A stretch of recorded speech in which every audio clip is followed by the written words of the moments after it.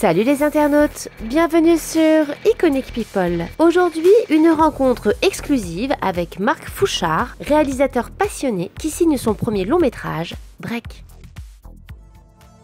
Bonjour Marc. Bonjour. Bonjour. C'est votre premier long métrage, Ouais. mais vous avez déjà réalisé plein de trucs. Et d'ailleurs, c'est absolument dingue, votre court métrage, là, Les Frémissements du thé. J'ai vu 80 nominations, enfin, ça tourne partout. Oui. Ouais, ce cours m'a un peu lancé, on va dire. Ouais. Après, le film dedans, le break était un peu, était pas mal parti, mais du coup, ça a un peu crédibilisé et assuré ma trajectoire pour faire du long.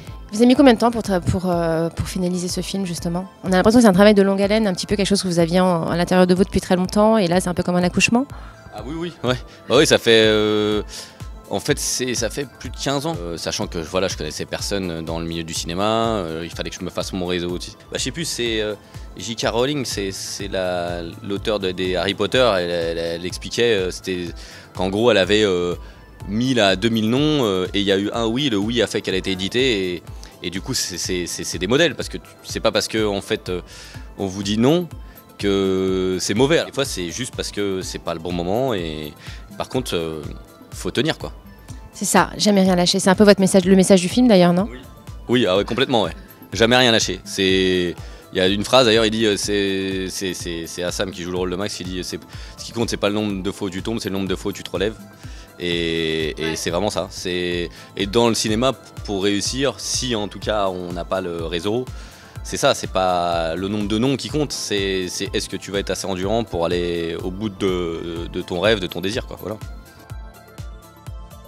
Je suis à la base danseur, donc à la base, il y a eu dans les années 80 un peu la déferlante hip-hop qui est arrivée, et du coup j'ai tout de suite été pris par ça, et j'étais à fond dans la danse et dans le graphe, ce qui m'a amené à faire du graphisme, des effets spéciaux et des films.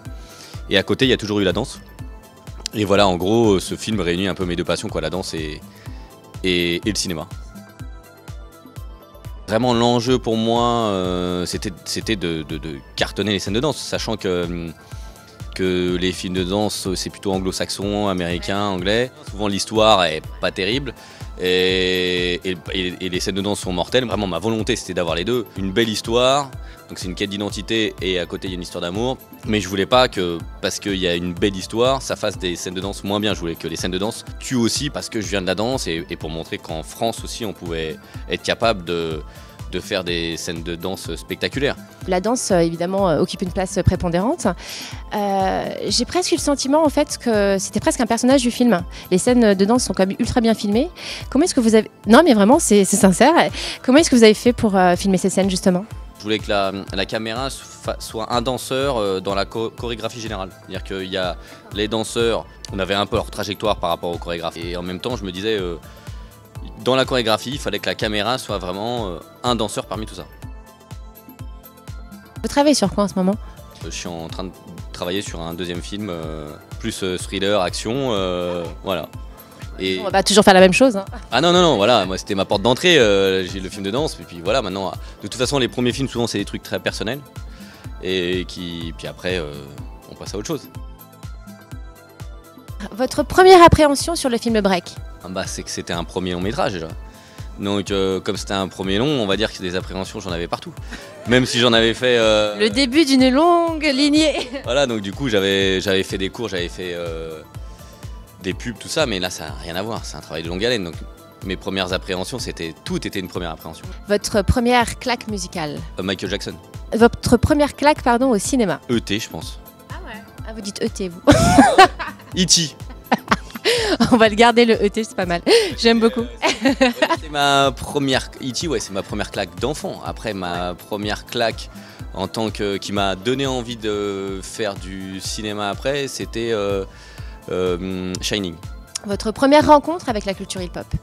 Sydney HIP-HOP, l'émission. Ouais, premier engouement pour un bouquin? Petit, c'était Charlie et la chocolaterie. Il a fait Roald Dahl en fait, Sacrée sorcière, tous les Roald Dahl.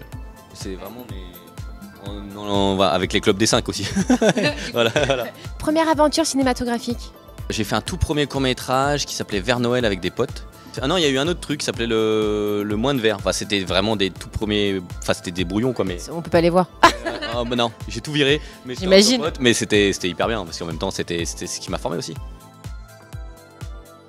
J'ai toujours les gens qui réussissent. Bah moi, dans ce qui concerne mon milieu, mais je crois que ça s'étend à tout. C'est pas forcément les plus talentueux parce que le talent, c'est par défaut. Il faut essayer de l'avoir, de le cultiver pour que ça continue. Mais c'est pas les plus talentueux, c'est les plus endurants. Parce que si c'était que les plus talentueux qui gagnaient, je vous garantis que le paysage du cinéma français et mondial serait bien meilleur. Et ben c'est pour ça que des fois on se tape pas forcément des films mortels, c'est que c'est les gens qui ont mis ce qu'il y a dans les salles, c'est que ils ont pas lâché l'affaire quoi. Voilà. Détermination. Il est temps de tourner la page et de fermer le livre, de sortir de ta cage pour essayer de vivre. Il est temps de tourner la page et de fermer le livre, oublier ta rage, essayer de vivre. Défi relevé pour le film Break, en salle dès le 18 juillet. On compte sur vous pour aller voir le film. Et d'ici là, n'hésitez pas à liker et partager la vidéo. Et surtout, abonnez-vous à la chaîne. A bientôt sur Iconic People Cinéma.